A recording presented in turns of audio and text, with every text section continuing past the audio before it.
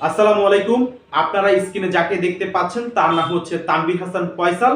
সে খাগড়াছড়ি জেলার রামগড় উপজেলাধীন উত্তলামকুপাড়া গ্রামের মনিরুজ্জামান মুনির প্রবাসীর ছেলে।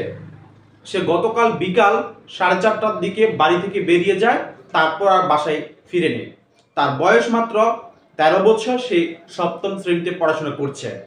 আপনারা যদি তাকে কোথাও দেখে থাকেন তাহলে অবশ্যই আমাদেরকে জানাবেন। স্ক্রিনে যে নাম্বারগুলো দেওয়া আছে সেই নাম্বারগুলোতে কল করলেই হবে, অথবা আমাদেরকে মেসেজ দিতে পারেন। আপনাদের সহযোগিতায় তার বাবা মা তাকে ফিরে পাবে।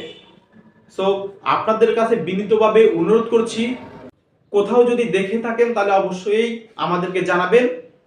যদি জানান আমরা আপনাদের কাছে কৃতজ্ঞ থাকব।